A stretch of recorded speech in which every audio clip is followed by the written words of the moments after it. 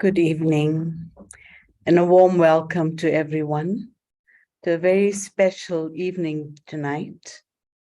We have a very beautiful topic and we have a beautiful guest with us.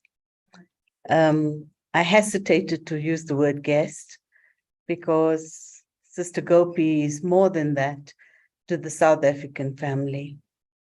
So today we look at the topic of courage, and I think one of the things that I have personally witnessed and experienced in the life of Sister Gopi is her ability to always stretch the boundaries and to welcome newness and to welcome that level of growth.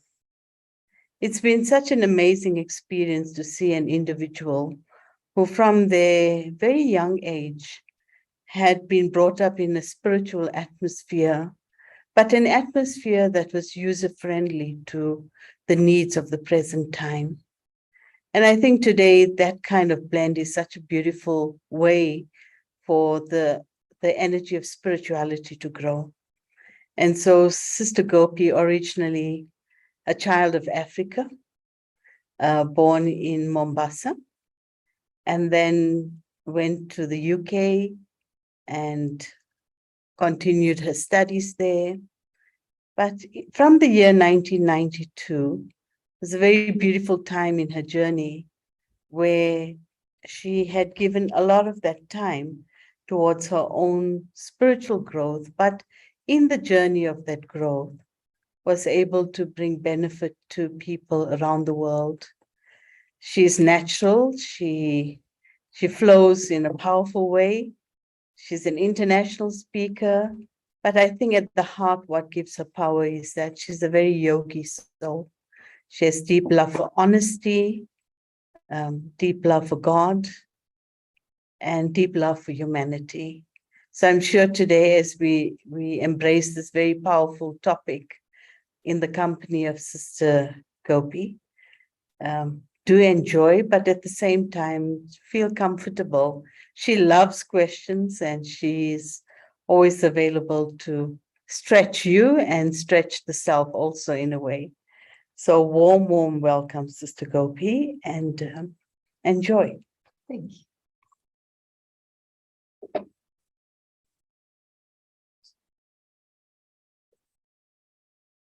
Mm-hmm.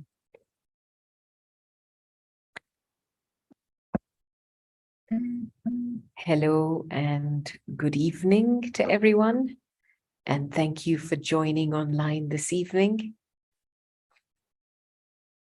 I've been here in South Africa for now nearly 10 days, and truly to live in Africa, you need courage, courage at every level. Be it physical courage, which is feeling the fear and yet choosing to move forward despite uncertainties, unavailable facilities, and developing some kind of physical strength and resilience, which is what really lies in the people of this land. Be it emotional courage, where you learn to follow your heart. You open yourself up to a spectrum of different emotions and let yourself live from your heart, not live emotionally, but live intelligently with a deep understanding of your emotions. And then there's, what I call the courage that comes from clarity. You can call it intellectual courage, but the deep courage that comes when you're clear about your own part, you're clear about what you have to do, who you are, and what you have to do. And then there's the courage we experience when we're in a social context, when we have to learn to be ourselves and feel comfortable in being ourselves, no matter what, especially in the face of adversity. And then you've got, the whole aspect of moral courage, spiritual courage the courage to be able to stand up and do what's right, even when everyone around you is doing the opposite. And one of the beautiful things about courage is when you're exhibiting courage, you don't know it's courage, but everybody else around you calls it courage. And today, I want to take up the subject of the courage of a compassionate heart. And, as we grow in our lives, courage is the first quality that draws us help from the universe and from God. And there's a beautiful quote from Aristotle, and I'll just read it to you. It goes something like, "You will never do anything in this world without courage. It is the greatest quality of the mind next to honor." And I loved something Mother Teresa had said many years ago. She'd said, "We cannot always do great things in the world, but we can do small things with great love." And I was just thinking about, the subject of doing small things with great love. I guess there's a part of us that sometimes as we move forward in life is doing big things, achieving, striving for something big. And yet, when we are faced with a physical illness or a disease or something that's going on inside us, suddenly we have to slow down. Suddenly we have to come back down to basics and start again. We have to move slowly, we have to eat slowly. And it's almost like we have to relearn all the basics of life without rushing.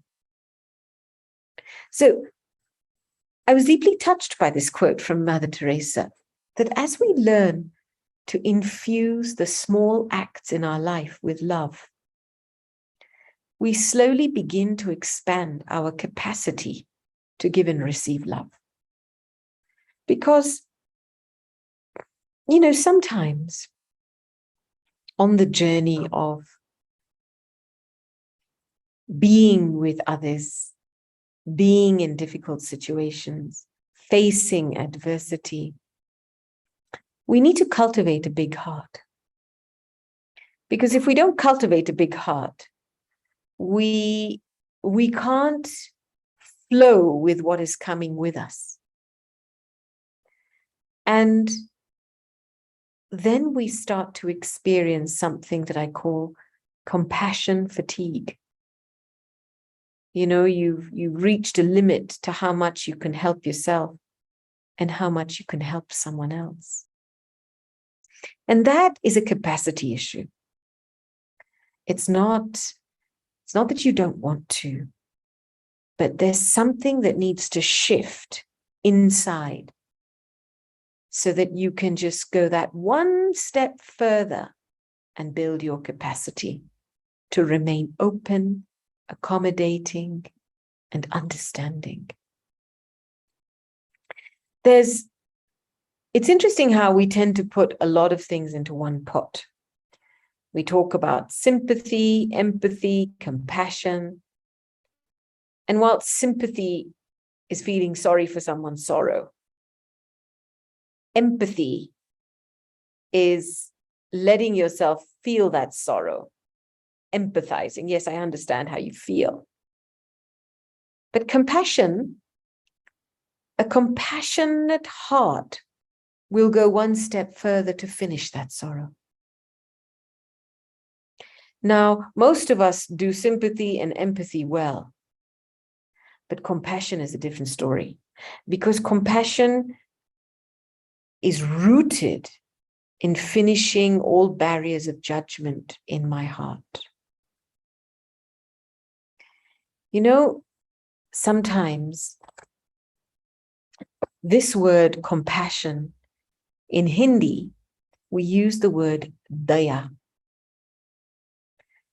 And there's an expression in Hindi that goes something like this. It says, Daya dharam ka mool hai, which means compassion is the foundation of dharma, the path of righteousness. And the other half of the sentence is Pap Mool Abhiman, which says ego is the root of all sin. So compassion is the foundation of the path of righteousness, dharma, and ego is the root of all sin. And within the Eastern traditions, typically, we understand time to be cyclic. When you come to a place like India, there's always time. That's why nobody's ever on time, unfortunately. But, you know, the whole aspect of the concept of time has an incredible impact on the way we perceive things. So, for example, why I'm starting with the concept of time and how that's linked to compassion and love and purity and forgiveness. Think about the whole aspect of becoming something. When in the West, time has a linear concept, you're always chasing time. You're striving to become. You're moving from one place to another. I don't want to be this, I want to be this. And you set yourself up in a polarized way. But when there's the understanding that it's cyclic, then I'm having this thought that I want to become this. Well, I would have only had this thought if I had already become this in my story. This already exists in my cyclic story, which is why this thought has come at this time.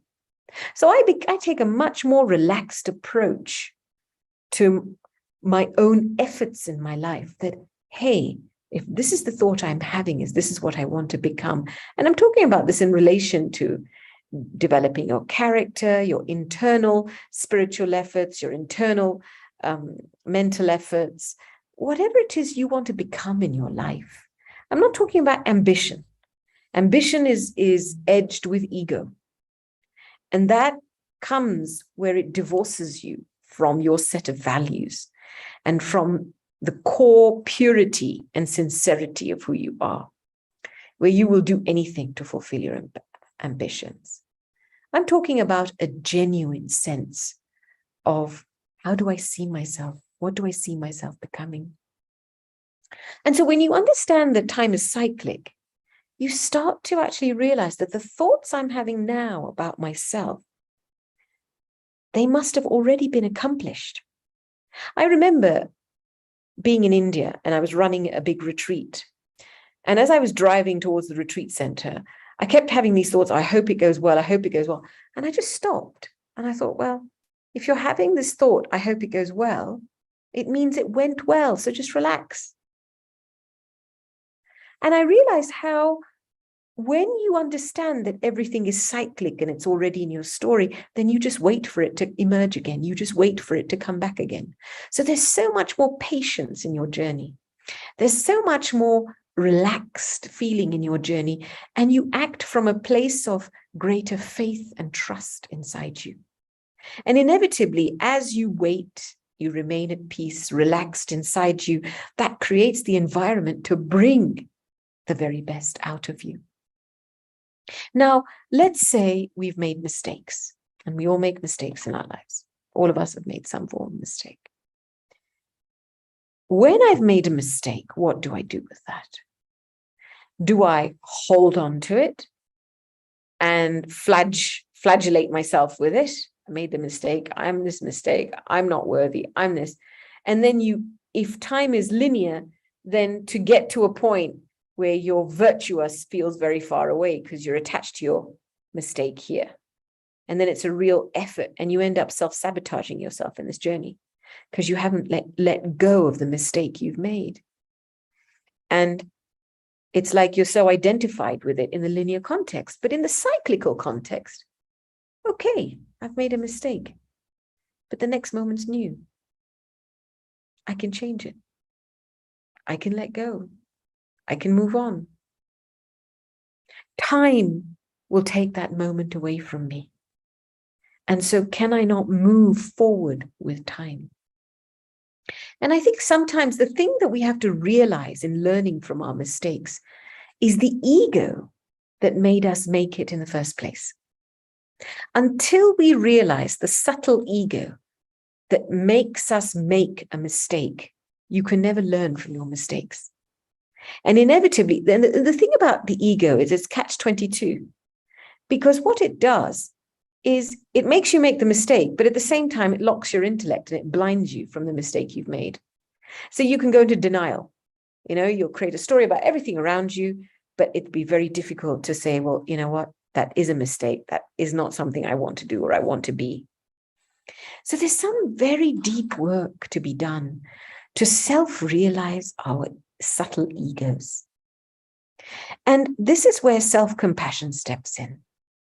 This is where the ability to step back and realize that in my story, as I move forward, the only way I can let go is to realize the subtle ego that's making me hold on to things. A memory from the past. Let's say somebody's done something to me. I've been in a situation, somebody's done something to me. They've rejected me. They've spoken badly of me, whatever. Now, if I understand time is cyclic, then guess what? Whatever I'm receiving, I have given at one point in time. There is no difference between receiving and giving in a cyclic mentality. We have split giving and receiving in a linear mindset, and that's why the ego plays with it. I am giving you. I am receiving from you, creating superiority, inferiority complexes. Giving and receiving are not separate at all. And this is one of the things that I've deeply, deeply had to grind in myself. Is to deeply, and I've been in situations where I have received something and I've had a big reaction to it. I've either been rejected or excluded, and I've had a big reaction to it. And when I've had that reaction to it, it's easy to get on the moral high ground and say, well, that shouldn't be right, and that shouldn't be right, and that shouldn't have gone. And yet, when I stop for a moment and say, Gopi, why are you reacting to this? Why is this bugging you? And to realize there must be, if I'm taking sorrow from this, there is something I identify with, something in me that identifies with that behavior. And so there must have been some form of similar expression from my side at some point in time. Otherwise, you cannot take sorrow from something you don't identify with. I've been I can talk about it now, moving to England in the early 90s and being at the butt of discrimination. I've been locked in a room, I've been put on a table, I've had my face rubber stamped. And I remember I've been excluded from so many things. And yet during that period where I was excluded and I was, discriminated against, I never felt anything. I had no language for racism. I couldn't understand why they were doing what they were doing. And I didn't feel hurt. I remember that moment. I didn't feel hurt. I just didn't understand what they were doing. And I realized that there are moments in our lives when we are subject to behaviors like that, but we don't take sorrow from them. And that means that in that moment, we can be instruments to serve and transform this because we don't take sorrow from it. And I remember during that period of time, there were 3 people in particular who had made it their business to give me a hard time. And every morning I would have a half-hour meditation and I would just give these 3 people up to God and say, I hope you have a good day. Just really strengthen my good wishes. And within a month and a half, each one of those 3 people turned round and 2 of them became my best friends. And I realized that those are moments when these kind of behaviors come in front of us, they enable us to rise up. They enable us to reveal the strength of our hearts and our love for humanity and for God. And that changes something in the dynamic. But then there are other moments when we do experience rejection and exclusion, and we do take sorrow. And the only reason we take sorrow is because we identify with that behavior. There's something in the soul that says, ooh, I've done the same thing. But in that moment, my ego won't let me admit it. And so in those are moments that I have to embrace my own story. I have to deeply go into the depth that if this is what I'm receiving, I have given this at some point in time. And I have to deeply realize the personality trait, the habit, and what we call in India the sanskara, the impression that is actually works in very subtle ways inside us. You know, when you've been rejected and excluded, if you look inside you, you'll find you do the same thing to others, but in very small ways. Manipulate, perhaps ignore someone. And it requires that level of putting yourself under a microscope to deeply self-realize that, and then to disown it. And the moment you see it for what it is, immediately you will have distaste for it. I did that. I don't want to be like this anymore. Until you reach that point of humility and humble-heartedness, that you know what? I don't want any trace of this frequency or this energy or this behavior in my life. That's when you start to put a full stop to the past in your story. And renewal happens when there's that humble-heartedness inside, to realize this is not my property anymore. Enough is enough. Full stop. I need to move on. And the amazing thing is that when you let that thing go and you realize it and you let it go from your awareness, guess what happens? All the people that are connected with that situation, they fall away from your awareness. Because people that you remember from difficult, uncomfortable situations, they only hang around in your awareness because you haven't realized something. So you actually never forgive someone. You only realize that giving is receiving. And as you release yourself from the rubbish of what you've given and you put a full stop to that, and to a sense you forgive yourself, people, those individuals just fall away from your awareness. There is nothing and no one to forgive. And that's when you can have so much gratitude that these are individuals that came into your life to help you close a part of your story so that you can move on. So, you know, this does require me. I mean, it doesn't happen at the beginning of your spiritual journey. I know at the beginning of my spiritual journey, it wasn't about being compassionate with myself. Compassion wasn't high on the agenda. But as you walk the path of true service, and you realize that at the core of what real harmony is, it's purity in our relationships. It's a sense of belonging. It's a sense of non-judgmental attitudes. Then you will come face to face with all these little limitations. And if you haven't got a self-reflective or a contemplative practice to help you realize them, then guess what? The drama of life will tailor-make a situation for you to see it. And it's only doing it to say, let this go and grow. And so I really feel we need to understand deeply. We often tend to conceptualize growth from a linear perspective. So we're striving for something, we're trying to get somewhere, we feel hopeless, disheartened, and then we go for self-development. And it's just the wrong paradigm. But the real paradigm of time is that time is cyclic. That which I was, I am becoming again. So, the concept of purity, when we take, because love has a very deep connection with purity and peace. The love that we know as human beings is very much connected to the hormonal experience. You hug someone, get a rush of oxytocin, you think it's love. It's not, it's very temporary. And love has become transactional in our human relationships.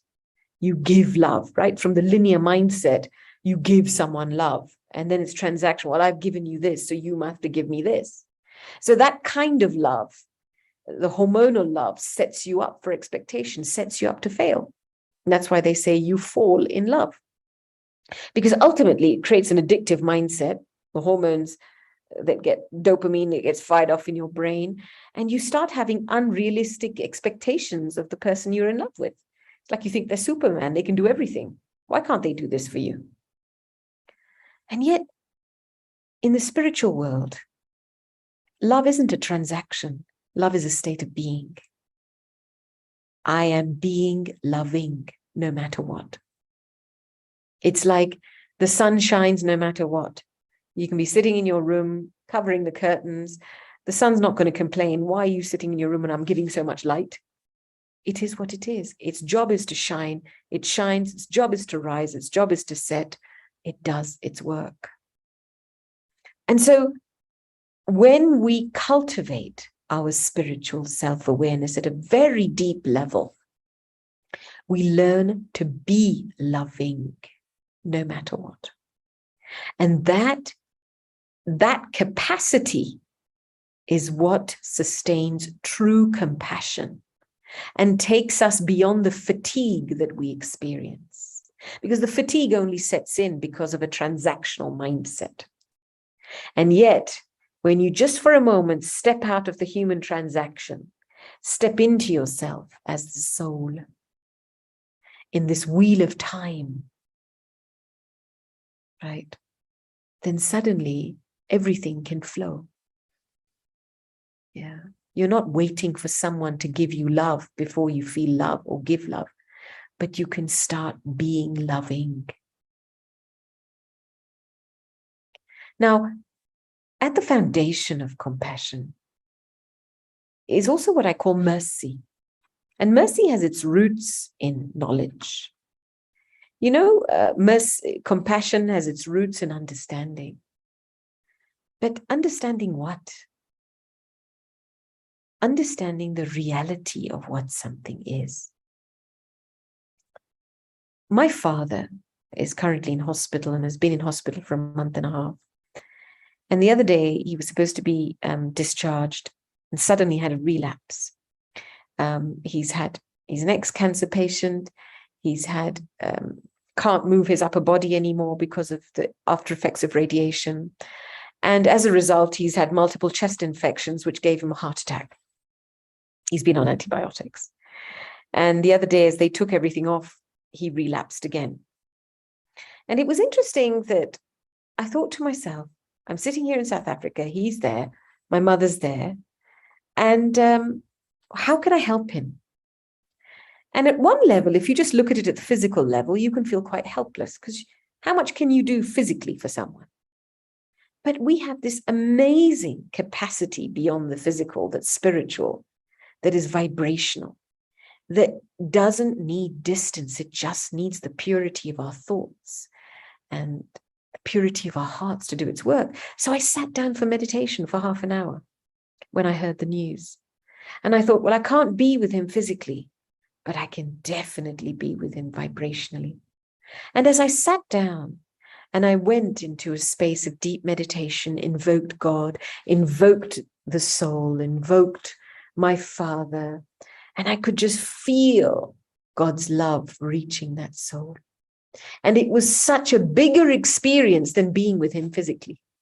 Sometimes being with someone physically is more limiting. Sometimes being far away and doing this vibrational work is much more empowering. And I thought to myself, this is so important because, in our human lives and relationships, a lot of a lot of our exchanges are governed by 60% of vibration and only 20, 40% physical. And yet we try and put all our 60, 80% through the physical pinhole.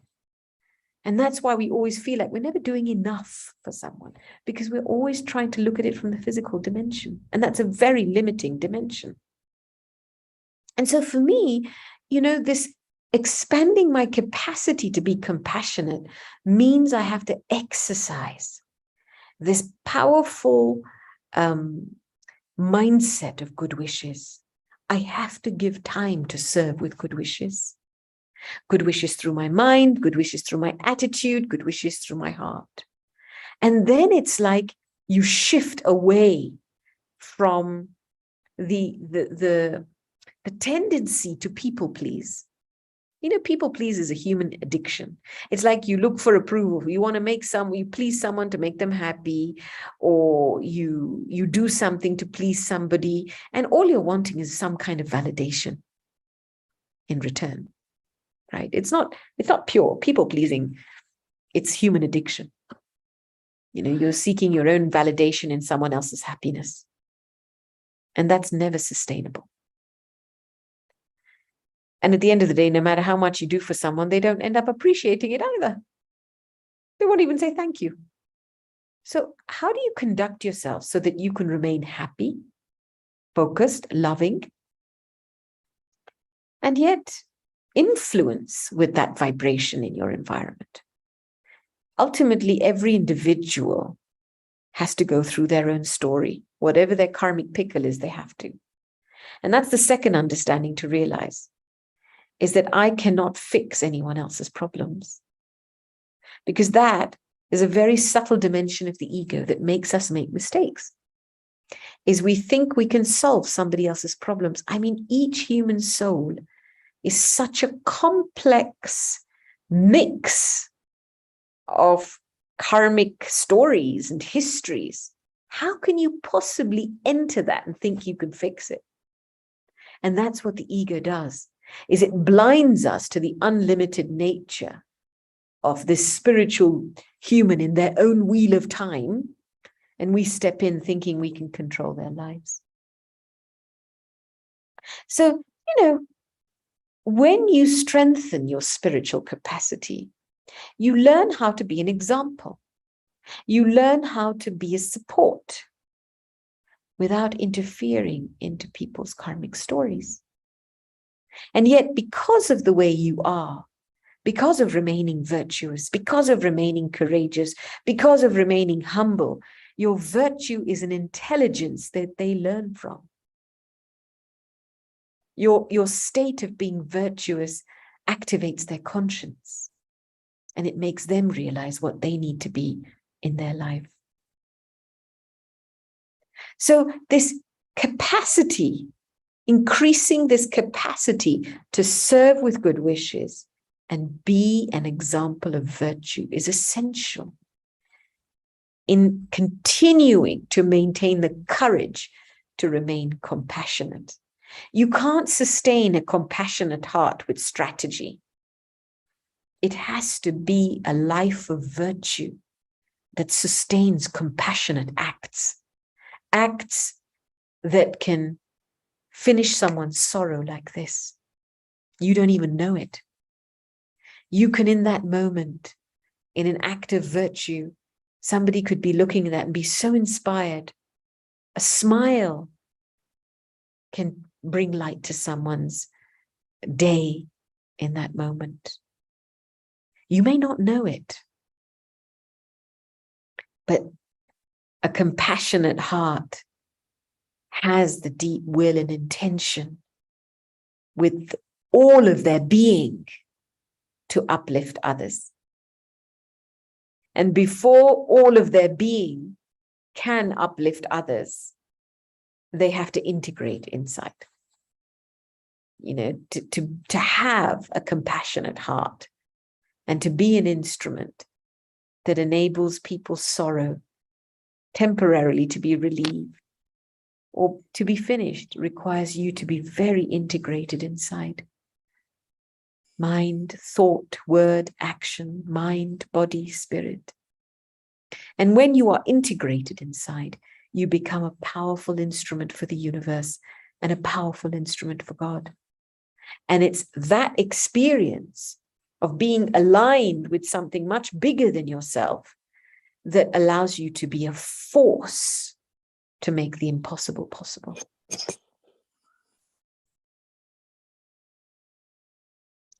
So, the courage of a compassionate heart. I need to be so clear about my inner domain. You can't be in denial about any aspect of yourself, because whatever you're in denial about eventually will manifest into a situation around you, and you will have to face yourself in it. And if you don't face yourself, the situation will repeat in a different form, because you carry that frequency with you wherever you go. I can say I can leave a place, but what is in me produced this situation. So wherever I go, I'm taking me with me. So it's just going to happen somewhere else, but in a different way. So deep cultivating compassion means I need to forgive myself deeply. I need to realize this whole wheel of giving and receiving. There is no difference between the two. And to be humble-hearted enough to know this is it. I don't want any more of this frequency of energy in my life. And then you can say thank you to all the instruments in your life that manifested, that allowed you to come to this place of self-realization. Because this is where your freedom lies. Your freedom does not lie outside. It's inside. If you haven't forgiven yourself, if you haven't realized the subtle egos that are making you make mistakes, then you will continue to sustain an ego even when you live in a gathering, and you will always feel alone, even if you have lots of people around you. And that's when you can't stretch yourself to help people, the very people around you, because you are in the jail of your own ego. And so, a compassionate heart is a heart that has forgiven itself. There's nothing there to hold on to anymore. It's a self-realized heart. And it's a very clear intellect that understands what reality is. And, as I was talking about my father, when I sat for that meditation, what surfaced, because I was feeling uncomfortable when I heard the news that he'd had a relapse, what surfaced was an old memory of him looking after me when my mother was away for about 7 or 8 months. And I realized as I was holding that memory, I was thanking him for having looked after me. And it was like I was saying goodbye, but I could start to feel myself cry. And I'm thinking, wait a minute, I'm sitting here to serve this soul through good wishes. Why am I indulging in this memory? Let it go. And it was in that point I realized that what we're holding on to is even as subtle as memories that don't allow us to remain benevolent in what we do. And so in that moment, I just realized, I said, Gopi, you're sitting down to give this soul good wishes and you're indulging in a memory about yourself. And then I realized, well, what if he dies? He could die tomorrow. You're going to cry? Cry for what? Cry for this memory. So you're crying for yourself. Crying is a completely selfish act in that moment, because it's the sorrow you've experienced because you haven't closed a loop in yourself in relation to them. So I realized how important it is to cultivate an attitude of being a bestower no matter what, because then you will have nothing left to settle with anything or anyone, and you will be free to come and go as you wish. No tears, because you've got nothing to hold on to. And that kind of heart is an incredible heart. It can do miracles. It's a liberated heart. It's a happy heart. It's a heart that It's a heart that has no selfishness in it at all, a selfless heart. And it's a heart that can be in the moment now and be fully available without any strings attached.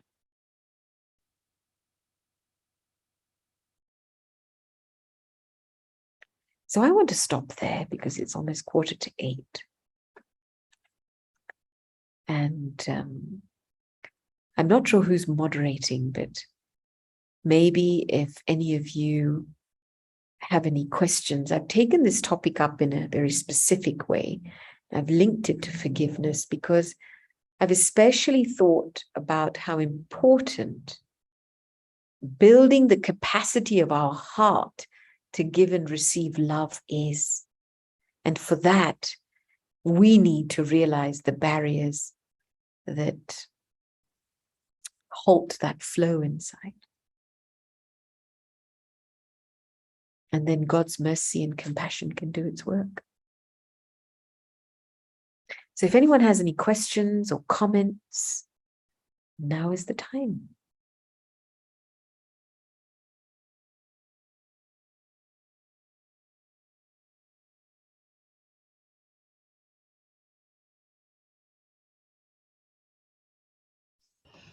Gopi, Sis Gopi, I have a question. You mentioned about memories, right? And we holding on to it. So how Sorry, would... who is this? Could you introduce yourself? Oh, sorry, it's Prabhashni. Okay, hi, Prabhashni. Hi. So you mentioned about memories, right? And how can one let go of these memories? I mean, these are beautiful memories, but how do you not get, allow it to get you emotionally attached to it?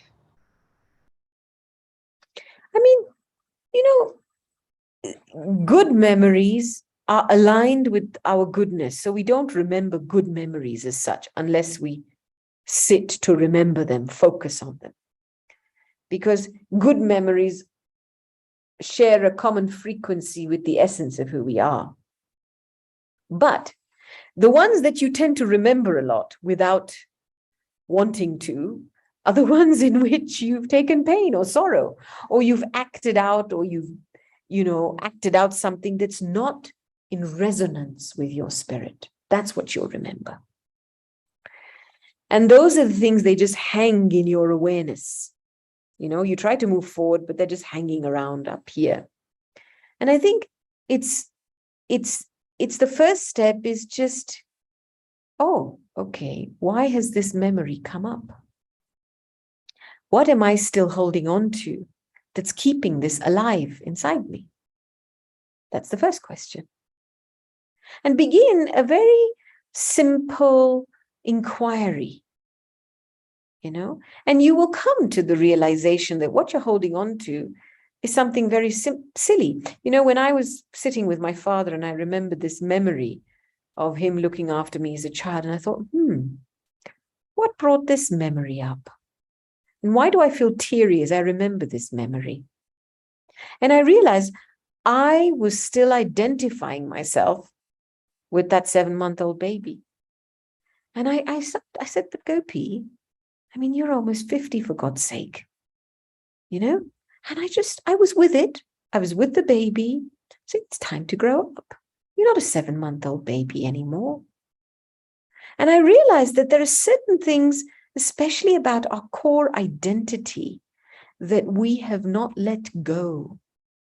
And that's why we haven't grown at some points. We may have physically grown, but we may not have emotionally grown or intellectually grown.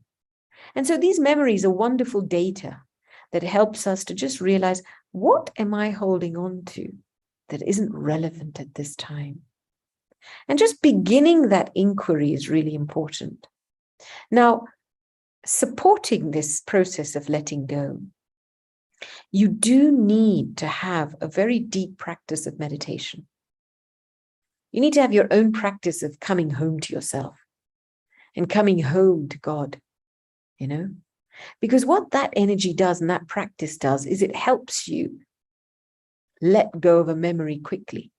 We call it in Hindi, cleaning the chit. There's a beautiful expression for God. Sat, Chit, Anand. The truth, the pure consciousness, and the blissful one. And if you think of the Chit, we've all experienced a very pure Chit, a very pure consciousness in this life. When? When we were born. You know, when a baby is born into this world, it's not born with any self-doubt. It's not born with any hang-ups. It's not born with any insecurities. Oh, I'm so little. Who's going to look after me? How am I going to survive in this big world? Oh, I might need to swallow a few encyclopedias so I can figure out how to live in this world. In fact, the less the baby knows, the more it's free, the more it's natural. This little baby arrives in this world in trust, in faith. And the moment it can move, it starts moving. And it's incredible. This little baby will climb up to anyone and fearlessly look at you in the eyes and give you love and take love from you. We have experienced the purity of our Chit in this life, our pure consciousness in this life. And then when in our environment, somebody says to us, you're black, you're white, you're green, you're gray, you're Asian, you're brown, or you can't do this, you can't do that. We lose that connection with our naturalness as somebody tells us you're a male and you're a female. And you start to think, oh, I never even thought I was a male or a female. Babies are not even aware of their gender. That's what allows them to be so pure and unlimited in their expression. And yet the moment you are educated to identify with yourself physically, that's when the problems begin. That's when your insecurity begins. Because your physical identity is just 10% of your identity, and you're putting 90% of your weight there. I mean, you're going to wobble. It's like standing on a little marble all the time, and you're so big, this big elephant on a little marble. I mean, you're going to wobble the whole time. So, working with teenagers for many years, you see lots of teenagers kind of getting all conscious about trying to fit in. And you realize that the older people grow, the more insecure they are inside. But we just get very good at hiding our insecurities. And then one day we wake up and we think, oh, I need to find myself again. We go looking for spirituality and meditation. We find it to do what? To revive the pure consciousness of being a baby again. So purity of our Chit, when we meditate, what we're doing is we're reawakening that pure consciousness again. And we are extracting our Chit away from everywhere that it's become trapped in a person, in a situation, in a thing, and we're bringing it back to the heart of who we are. And that practice in meditation of refocusing our Chit is a form of cleaning. As we remove our focus of concentration away from something, bring it back into the eternal bond between the soul and God. That bringing back of my dispersed Chit is what starts to clean memory. You can let go. Because fear doesn't let you let go. Because one of the things, fear is because we still believe ourselves to be physical. But the moment you step into eternity, the mind becomes fearless. And the moment you bring your consciousness back into that eternal bond between you and God, it just starts, deep, deep cleaning happens in your life, very, very naturally. So, the game is how much time do I spend in my eternal awareness and how much time do I spend in my limited awareness? Because you can't let go of something limited from a limited awareness. You have to have the internal practice of stepping in to an unlimited awareness.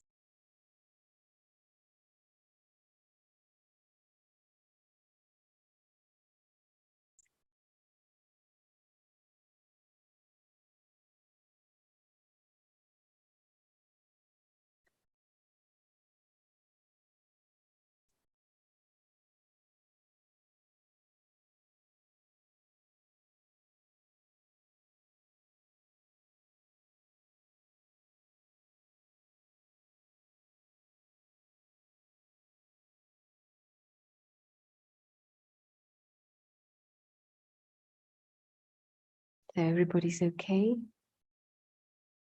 There's a beautiful silence.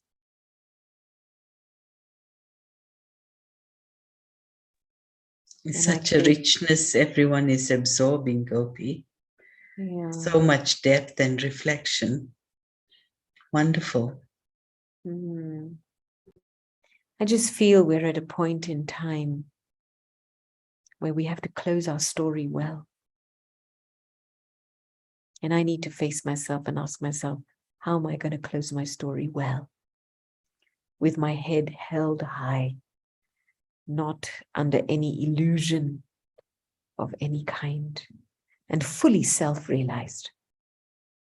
And it's happening. You know, the amazing thing is everything is happening. Everything is being reconciled at this point in time, quite powerfully, quite speedily. And so I can take the benefit of time to help me close my story well. Okay.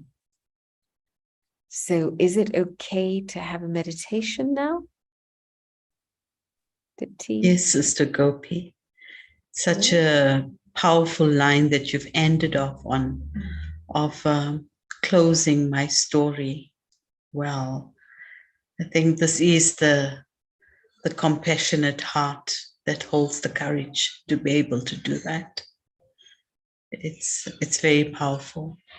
Yes, please do lead us through a meditation. Thank you. Okay. So wherever you're sitting, sit up straight, both feet on the floor.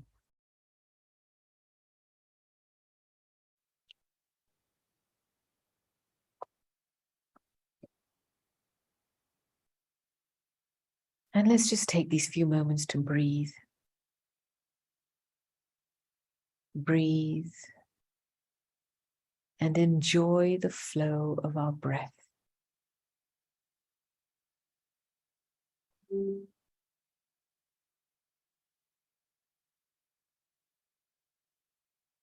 Thank you to our breath for giving this body life. Thank you to this moment in time for a deeper self-realization. Thank you to all the different people and friends in life that have helped me to see who I truly am.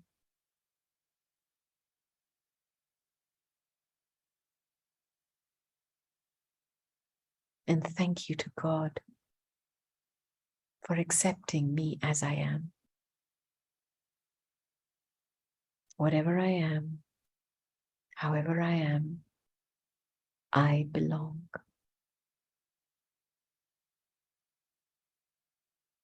Just for a few moments, just follow your breath to its source.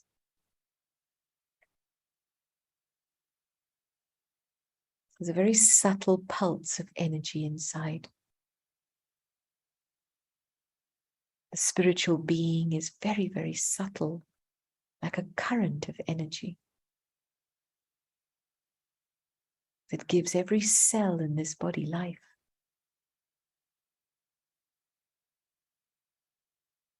Just feel yourself as this spiritual energy inside, animating this body.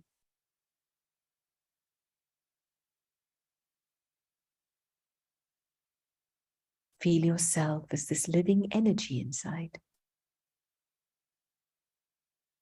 And allow it to concentrate behind your eyes.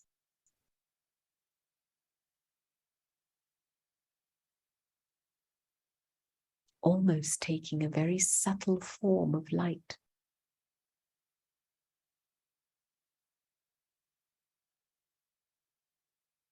And as you do that, you feel the body is just like a costume.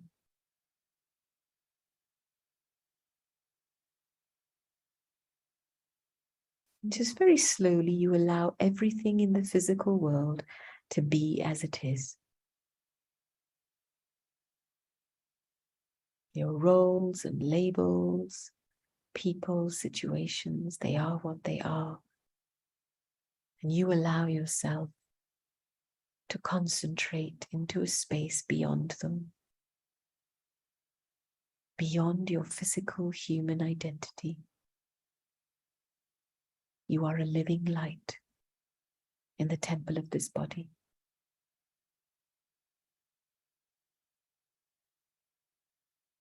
And as you step in to the purity of your eternal being, you relax.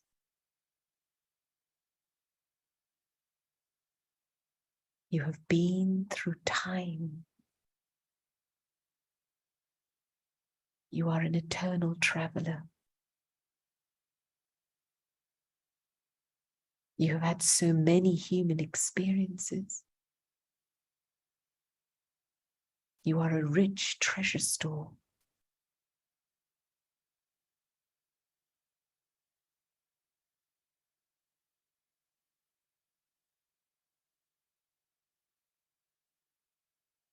And as you step into that eternal space of being, you find your solid ground again inside. The fear dissipates. And you are left in complete light.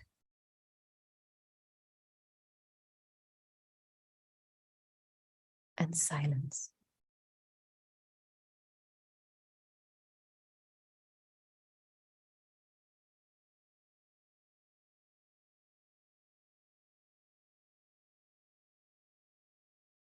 Om Shanti. Thank you. Thank you so much, Sister Gopi. Thank you, everyone, for joining us this evening. I'm sure there are many powerful aspects to ponder on. And personally, I'm looking at to bring a powerful end to my story. I think it's a deep act of courage. Thank you so much, everyone, and good night. Good night. Thank you.